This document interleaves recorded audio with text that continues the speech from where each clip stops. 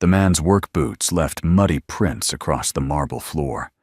Faded jeans, a flannel shirt missing one button, calloused hands gripping a worn bank book. Every teller in First National Bank watched him shuffle toward the counter, and Victoria Caldwell felt her lips curl into a smirk. She had seen this type before. Lost, confused, probably walked into the wrong building. Then he spoke. His voice was quiet but steady. "I want to withdraw $1 million. The lobby fell silent. A security guard took 2 steps forward. Victoria laughed, the sound sharp against the polished walls. "Sir, perhaps you meant 100? Or maybe you're at the wrong bank." He didn't flinch, didn't blink, just slid his account number across the counter with fingers still stained from honest work. What appeared on her screen would haunt her for years. But the money wasn't even the shock. What this single father planned to do with it would shatter everything she believed about success, sacrifice, and what it truly means to be rich. The morning sun cast long shadows through the floor-to-ceiling windows of First National Bank, illuminating dust particles that floated like tiny stars in the air-conditioned lobby.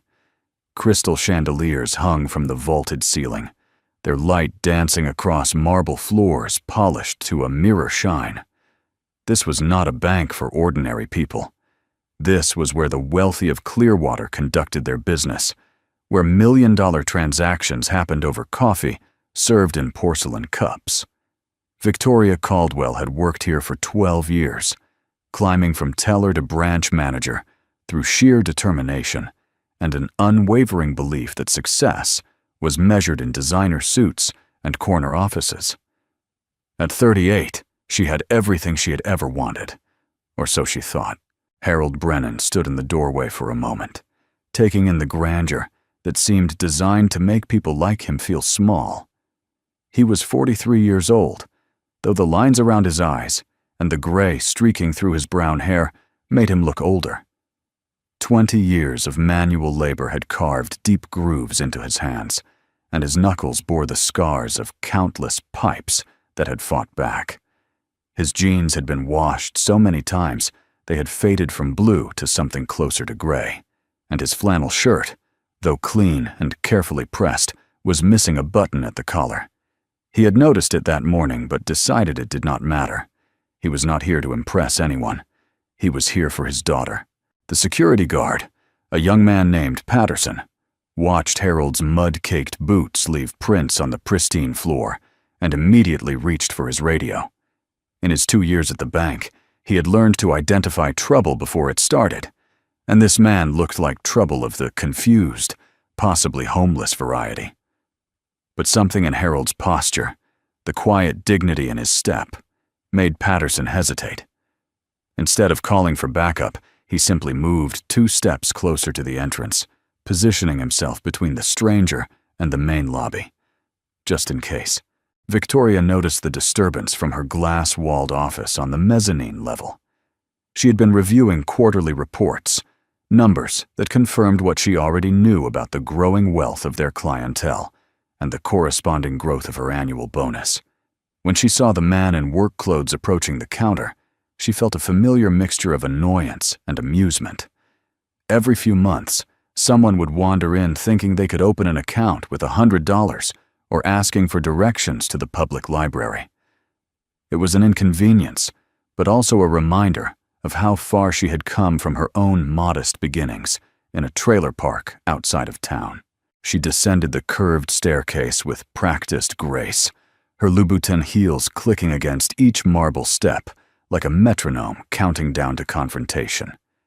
By the time she reached the main floor, Harold had already made his way to the front of the line, much to the visible discomfort of the well-dressed customers behind him. A woman in pearls clutched her Hermes bag closer to her body. A man in a 3-piece suit checked his watch with exaggerated impatience. They didn't see a person standing before them. They saw an obstacle, an anomaly, a mistake that needed to be corrected. Jennifer, the youngest teller, looked up at Harold with wide eyes. She had been working at the bank for only 6 months, and still had not mastered the art of dismissing people with a smile. When Harold slid his worn bank book across the counter, she picked it up as if it might be contaminated. The cover was soft from years of handling, the pages inside filled with neat rows of handwritten numbers, deposits recorded in blue ink that had faded over time. It looked like something from another era, a relic from before digital banking and smartphone apps. "Sir," Jennifer began, her voice uncertain, "how can I help you today?" Harold looked at her, with eyes the color of weathered stone. There was no nervousness in his expression, no embarrassment at his appearance or his surroundings. Just a quiet patience that comes from a lifetime of waiting, of working, of putting one foot in front of the other when every step feels impossible. "I would like to withdraw $1 million, he said, his voice carrying clearly across the suddenly silent lobby. The words hung in the air like smoke. Jennifer's mouth fell open. The woman in pearls let out a small gasp. The man in the three-piece suit actually laughed out loud, a sharp bark of disbelief that echoed off the marble walls. And Victoria Caldwell, who had reached the counter just in time to hear Harold's request, felt her perfectly painted lips curve into a smile that did not reach her eyes. "I am sorry," Victoria said, stepping in front of Jennifer with the smooth confidence of someone who has spent years learning to handle delicate situations. "I am Victoria Caldwell, branch manager. Perhaps there has been some misunderstanding. Did you mean $100? Or maybe you have wandered into the wrong bank entirely. The credit union on 5th Street is much more suited to—" She paused, her eyes traveling from Harold's muddy boots to his missing button to the grease stain on his collar that he had not noticed that morning. People with different banking needs. Harold did not flinch, did not look away, did not apologize or explain or shuffle his feet like a man caught somewhere he did not belong. He simply reached into his back pocket and pulled out a folded piece of paper, worn soft along the creases from being opened and closed 1,000 times. On it was written an account number, 10 digits, that he had memorized years ago but still carried with him everywhere, just in case. He placed the paper on the counter next to his bank book and slid them both toward Victoria, with fingers still stained from the pipe he had fixed at 4 o'clock that morning. "Check the account," he said quietly. "Please." Something in his tone made Victoria pause. It was not a request. It was not a demand. It was simply a statement of fact, delivered with the certainty of a man who knows exactly what he is doing and why. Against her better judgment, against every instinct that told her this was a waste of time, she picked up the paper and typed the account number into the computer terminal behind the counter. The screen flickered for a moment, loading the account information from the bank's secure servers. Victoria prepared her most sympathetic smile, the one she used when explaining to confused elderly customers that, no, they could not withdraw money they did not have. She had delivered that speech hundreds of times. It never got easier, but it had become routine. Then the numbers appeared on the screen. Victoria Caldwell had seen large accounts before. She had personally managed portfolios worth tens of millions of dollars for clients who owned yachts and vacation homes and private jets. She had processed transactions that would make ordinary people weep with envy. But those accounts belonged to people who looked the part, people in tailored suits and Italian leather shoes, people who smelled of expensive cologne and spoke with the casual confidence of inherited wealth. They did not belong to men with mud on their boots and grease on their hands and missing buttons on their shirts. The account balance read $1,247,892.56. Victoria stared at the screen. She blinked once, twice. She scrolled through the transaction history, searching for an error, a glitch, some explanation that would make sense of what she was seeing. But the records were meticulous, stretching back more than 2 decades. Small deposits, most of them, rarely more than a few $100s at a time. Some months showed multiple entries, 3 or 4 deposits clustered together like someone was emptying every pocket, every jar, every hidden envelope, just to add another few dollars to the total.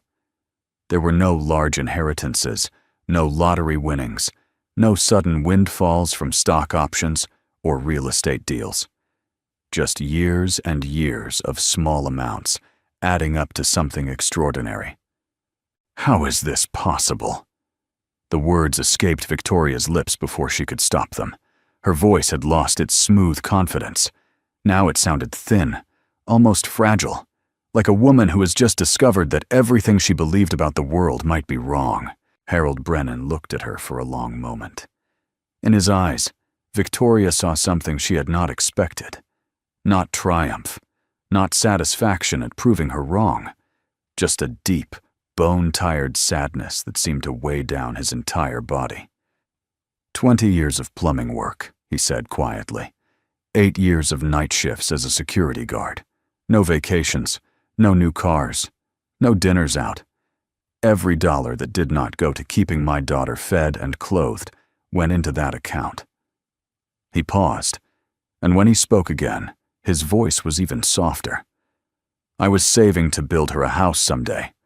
A real house, with a yard and a porch swing and room for a dog. But plans change.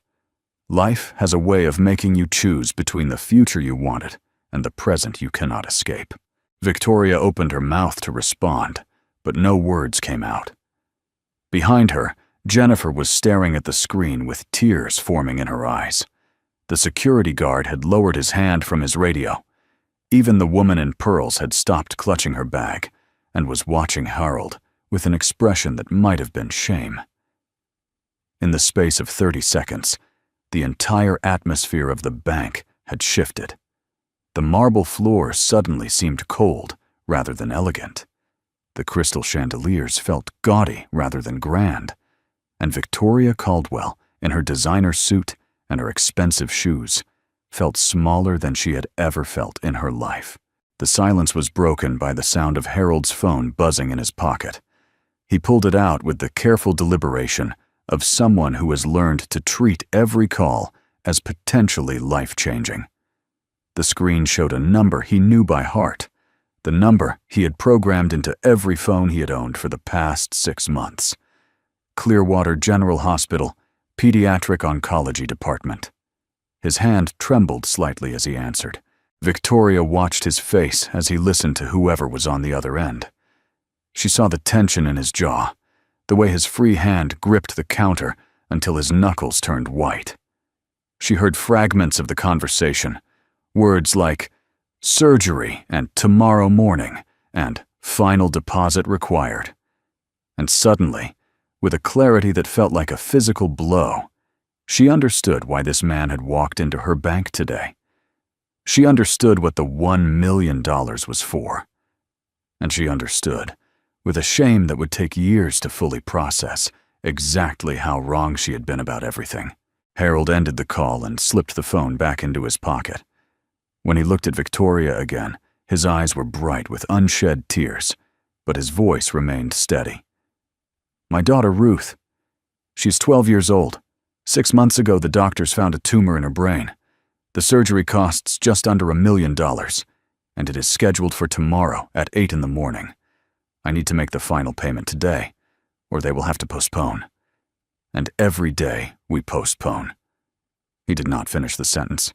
He did not need to. Victoria felt something crack open inside her chest. In 12 years at the bank, she had prided herself on her professionalism, her ability to maintain emotional distance from clients and their problems. Money was money, after all. Numbers on a screen. But standing here, looking at this man who had spent 20 years saving every penny for a future that had been stolen from him, she realized that she had forgotten something important. Money was never just numbers. Money was time. Money was hope. Money was a father's love, translated into deposits of $30 and $50, and sometimes just $18.43, because that was all he had left after buying his daughter new shoes for school. "I will process your withdrawal immediately," Victoria said, and her voice sounded strange to her own ears. Softer. More human. "Is there anything else I can do? Perhaps I could call the hospital, speak to the billing department on your behalf. I have contacts who might be able to help expedite the paperwork." Harold shook his head slowly. "Thank you, but no. I do not need special treatment. I just need my money, the money I earned and saved, so I can pay for my daughter's surgery like any other father would. Nothing more, nothing less." The words hit Victoria like a slap. She had offered help, yes, but what kind of help? The kind that would make her feel better about her earlier cruelty. The kind that would allow her to play savior to a man who had never asked to be saved. She had looked at Harold and seen a project, a chance to redeem herself through charity. But he had not asked for charity. He had asked for dignity, and she had almost missed the difference entirely. "Of course," she said quietly. "I understand." Victoria found herself thinking about all the assumptions she had made in her life, all the snap judgments that had felt so right in the moment and now felt so terribly wrong. She thought about the clients she had dismissed, the opportunities she had ignored, the people she had overlooked because they didn't fit her narrow definition of success. And standing there, in the middle of her own bank, surrounded by marble and crystal and all the trappings of wealth, she felt poorer than she had ever felt in her life. Harold seemed to sense her inner turmoil. He did not gloat or lecture or demand an apology. He simply stood there with the patience of a man who had learned long ago that some battles were not worth fighting. There was a story behind that patience, a story that Victoria was only beginning to understand. A story of early mornings and late nights, of cold sandwiches eaten in the cab of a work truck, of birthdays celebrated with homemade cards because store-bought ones cost money that could go toward the future. A story of love expressed not in words, but in actions, in the 1,000 small sacrifices that no one ever sees or acknowledges. His wife Margaret had been gone for 8 years now. She had been driving home from the grocery store on a rainy Tuesday evening when a truck ran a red light. The doctors said she did not suffer, that it was over quickly, but Harold knew better. She had suffered in the moments before the impact, in that split second when she must have seen the truck coming and known there was nothing she could do.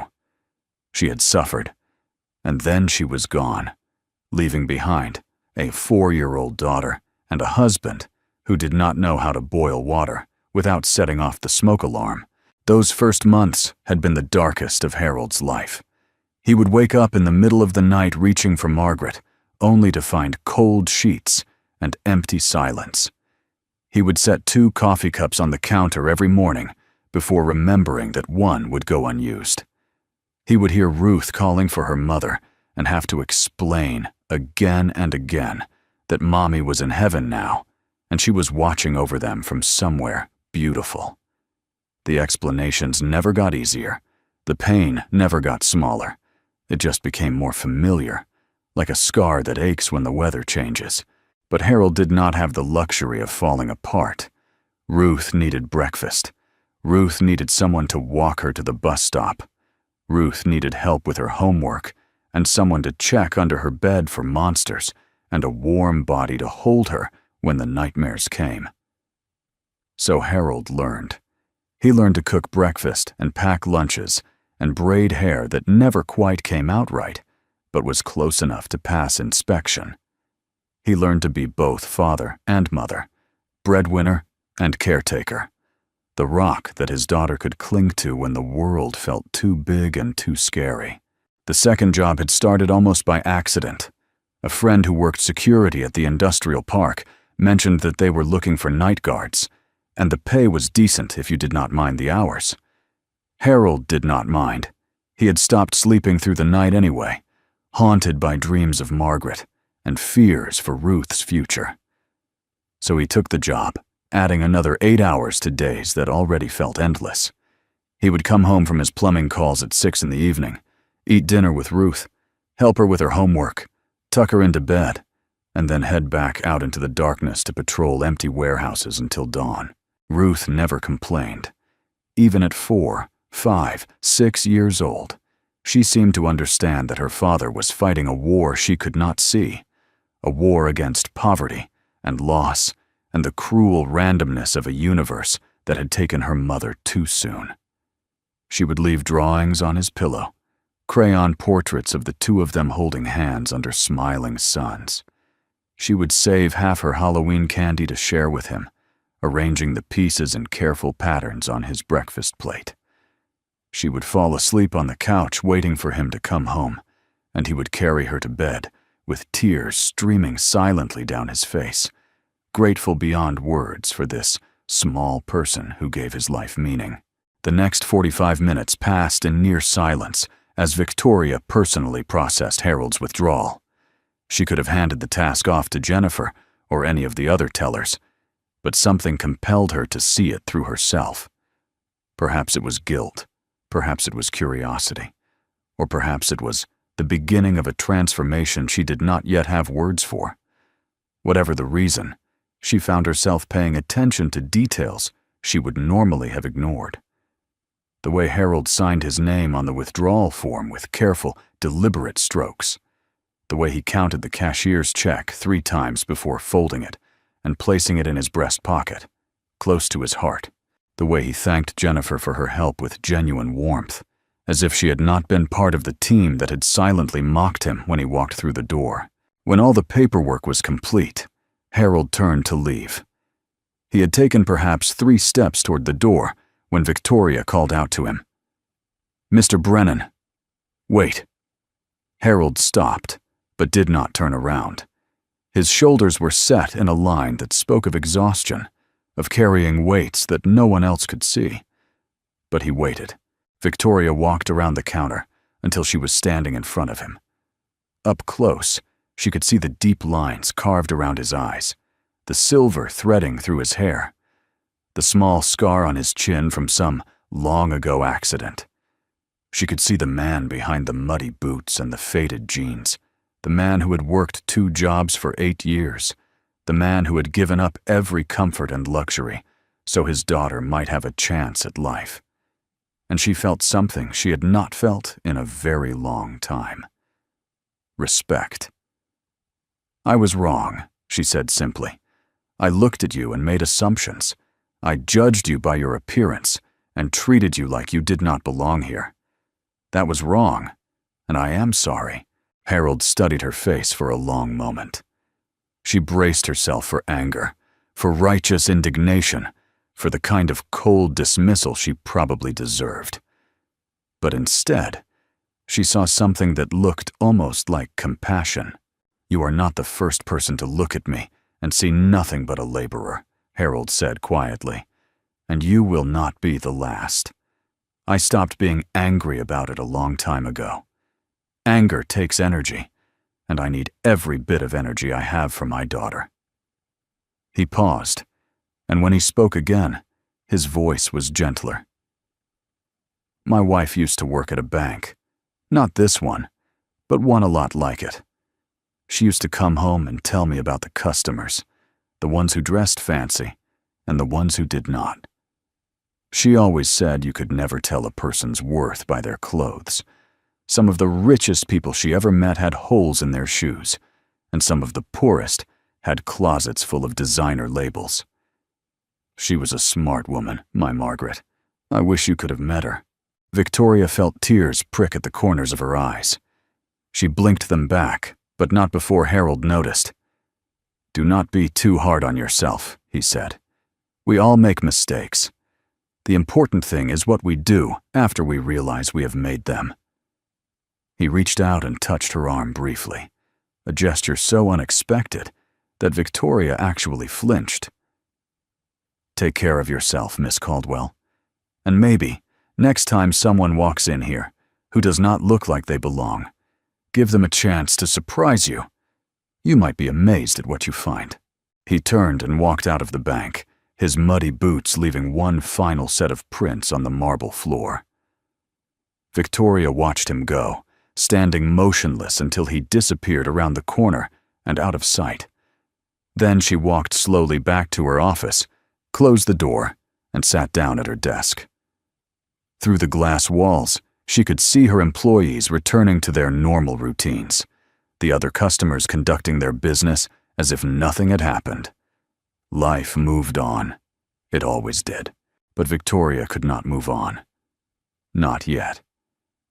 She pulled up Harold's account on her computer and scrolled through the transaction history again, reading it this time not as a series of numbers, but as a story. The story of a man who had started saving $2.50 at a time back when he was barely out of his teens. The story of deposits that grew slightly larger over the years as he gained experience and earned better wages. The story of a brief period where the deposits stopped entirely, which she now realized must have been when his wife died, and the hospital bills started piling up. And then the story of the deposits resuming, smaller again at first, but growing steadily, relentlessly, stubbornly, as if Harold Brennan had looked at the mountain of money he needed and decided to climb it $1 at a time. She thought about her own life, her own choices, the promotions she had chased, the relationships she had sacrificed, the family she had never had time to start. She had always believed that success meant accumulating more, achieving more, becoming more. But looking at Harold's account history, she was forced to consider a different definition of success. What if success was not about how much you had, but about what you were willing to give up for the people you loved? What if true wealth had nothing to do with bank accounts and everything to do with the depth of your sacrifice? 1 week later, Victoria was eating lunch at her desk when a story on the local news caught her attention. The anchor was talking about a medical miracle, a young girl who had undergone successful brain surgery against all odds. The girl's name was Ruth Brennan. She was 12 years old, and according to the anchor, her surgery had been made possible by a single father who had worked 2 jobs for nearly a decade to save the money. The screen showed a photograph that made Victoria's breath catch in her throat. Harold was sitting beside a hospital bed, holding his daughter's hand. Ruth was pale and tired, her head wrapped in bandages, but she was smiling. And Harold, the man who had stood in Victoria's bank with tears in his eyes and dignity in his spine, was smiling too. Not the smile of a man who had won the lottery, or closed a big deal, or achieved some external measure of success. The smile of a man who had done the one thing that mattered most. He had saved his daughter's life. Victoria felt tears streaming down her face and made no effort to stop them. For the first time in 12 years, she cried at her desk. She cried for Harold and Ruth and Margaret, the wife he had lost and the daughter he had almost lost. She cried for her own arrogance, her own blindness, her own wasted years chasing things that ultimately did not matter. And she cried because she understood now, with a clarity that felt like breaking and healing at the same time, what it truly meant to be rich. 3 months passed. The seasons shifted from late summer to early fall, and the leaves outside First National Bank turned from green to gold to russet brown. Victoria had changed during those 3 months, though she could not have explained exactly how. She smiled more easily at customers. She took time to listen to their stories. She stopped measuring people by their clothes and started measuring them by something far more important: the look in their eyes when they talked about the people they loved. It was a Tuesday afternoon when the front door opened, and 2 figures walked in. Victoria was on the main floor, discussing a loan application with one of her tellers, when she looked up and saw them. Harold Brennan, still wearing work clothes, still carrying the posture of a man who knew the weight of honest labor. And beside him, holding his hand, a girl with auburn hair and eyes the color of morning sky. Ruth. She was thinner than Victoria had expected, and there was a small scar visible above her left ear where the surgeons had done their work. But she was walking. She was smiling. She was alive. Victoria stepped back from the counter and watched as Harold led his daughter toward one of the customer service desks. She could hear fragments of their conversation, something about opening a savings account, something about college funds and medical school and dreams for the future. Ruth wanted to be a doctor, Harold was explaining to the customer service representative, a brain surgeon specifically. She had decided after her own surgery that she wanted to help other kids the way her doctors had helped her. The representative, a young man named Thomas, who had started just last month, listened with genuine interest. He did not look at Harold's worn jeans or Ruth's simple dress and make assumptions. He looked at them like what they were. A father and daughter with hopes and plans and a future worth investing in. Victoria could have walked over, could have introduced herself, reminded Harold of their encounter 3 months ago, offered her congratulations and perhaps her assistance. But she stayed where she was, watching from a distance as father and daughter filled out paperwork and discussed interest rates and signed their names on dotted lines. This was their moment. They did not need her interference. They did not need her charity or her guilt or her attempts at redemption. They just needed to be left alone to do what they had always done. Build a future together, one small deposit at a time. But she did notice when Harold glanced up and saw her watching. Their eyes met across the busy lobby, and for a moment, time seemed to slow down. Harold gave her a small nod, nothing more than a brief acknowledgement between two people who had shared something unexpected. Victoria nodded back. And then the moment passed, and Harold returned his attention to his daughter, who was asking questions about compound interest with the enthusiasm of a child who has just discovered that money can grow. When Harold and Ruth finally finished their business and turned to leave, Victoria made a decision. She walked quickly across the lobby and intercepted them at the door. Ruth looked up at her with curiosity, but Harold's expression was carefully neutral, waiting. "Mr. Brennan," Victoria said, "I just wanted to say, I saw the news about Ruth's surgery.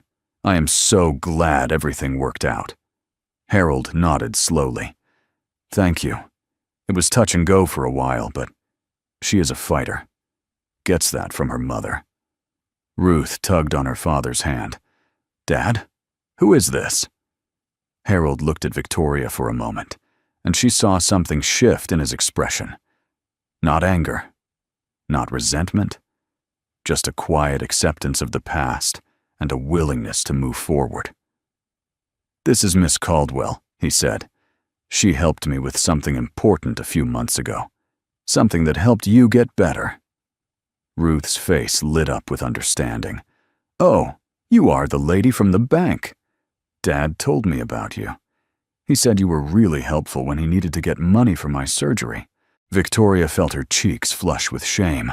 Helpful was not the word she would have chosen to describe their first encounter, but Harold had chosen to remember it differently, to tell his daughter a version of the story that did not include humiliation or prejudice or tears. He had given Victoria a gift she did not deserve, the chance to be seen as better than she had been. "Your father is an extraordinary man," Victoria said quietly, looking at Harold as she spoke. "I have learned a lot from him." Ruth beamed with pride. "I know. He is the best dad in the whole world. He worked so hard to save me. Even when things were really scary, he never gave up. He always told me that everything would be okay, and he was right." Harold put his arm around his daughter's shoulders and pulled her close. "That is because I had you to fight for," he said. "When you love someone that much, giving up is not an option. You just keep going, one day at a time, until you get where you need to be." Victoria watched them walk out of the bank together, Ruth chattering about something she had learned in school, Harold listening with the patient attention of a man who knows that every moment with his child is precious. They disappeared around the corner, just as Harold had disappeared 3 months ago. But this time, Victoria did not feel empty or ashamed. She felt something else entirely. Gratitude. The rest of the day passed in a blur of routine tasks and ordinary transactions. But as Victoria was locking up her office that evening, preparing to go home to her empty apartment, she paused at the window and looked out at the street below. The sun was setting, painting the sky in shades of orange and pink and gold. Somewhere out there, Harold and Ruth were probably sitting down to dinner together, talking about their day, making plans for tomorrow, living a life that had nothing to do with marble floors or crystal chandeliers or designer suits. And Victoria realized, with a certainty that felt like coming home, that she wanted something different for her own life. She did not know exactly what that looked like yet. Maybe it meant reaching out to family she had neglected for too long. Maybe it meant finding ways to help people who actually needed help, not for the recognition or the tax write-off, but because it was the right thing to do. Maybe it just meant paying attention, really paying attention, to the people who walked through her doors every day. She had spent 12 years learning how to manage money, but Harold Brennan, in one morning, had taught her something far more valuable. He had taught her how to see people, not as assets or liabilities, not as clients or inconveniences, but as human beings with stories and struggles and dreams worth fighting for. He had taught her that true wealth was not measured in dollars and cents, but in the depth of love you were willing to give and receive. And he had taught her, perhaps most importantly, that it was never too late to change. The next morning, a man in worn work clothes walked into First National Bank. His hands were rough, his shoes were scuffed, and his jacket had seen better days. The tellers exchanged glances, preparing for the usual awkwardness that accompanied customers who did not quite fit the profile. But before anyone else could react, Victoria Caldwell descended from her office and walked across the lobby with a genuine smile on her face. "Good morning," she said warmly, extending her hand. "Welcome to First National Bank. How can I help you today?" The man looked surprised, then pleased. He shook her hand with the firm grip of someone who was used to hard work and honest living. "I would like to open a savings account," he said, "for my son. He is starting college next year, and I want to help him get started on the right foot." Victoria nodded and gestured toward the customer service area. "Right this way. I would be happy to help you personally." As she walked beside the man, listening to him talk about his son's dreams of becoming an engineer, Victoria thought about Harold Brennan. She thought about Ruth and her plans for medical school. She thought about all the people who walked through these doors every day, carrying invisible burdens and invisible hopes that could not be measured in account balances. And she thought about something Harold had said to her 3 months ago, before he walked out of her life and back into his own. "Do not be too hard on yourself. We all make mistakes. The important thing is what we do after we realize we have made them." Victoria had made mistakes, many of them, but she was learning. Every day, with every customer she treated with respect, with every assumption she refused to make, she was becoming a little bit better than she had been before. It was not dramatic. It was not headline-worthy. It was just a woman choosing, one interaction at a time, to see the humanity in the people around her. Somewhere across town, a 12-year-old girl was probably doing her homework, dreaming of the day she would become a doctor. And somewhere, her father was probably getting ready for another long shift, another day of hard work, another step on the journey he had chosen to walk. They did not need Victoria's help. They did not need her pity, or her patronage, or her attempts to make amends. They had something far more valuable. They had each other. And that, Victoria finally understood, was worth more than all the money in the world. In the end, That was the lesson Harold Brennan had taught her, not with lectures or accusations or righteous anger, just by being who he was. A single father who worked 2 jobs for 8 years. A widower who never stopped loving his wife. A man who walked into a bank full of people who looked down on him and walked out with his dignity intact. He had come to withdraw $1 million, but what he left behind was priceless.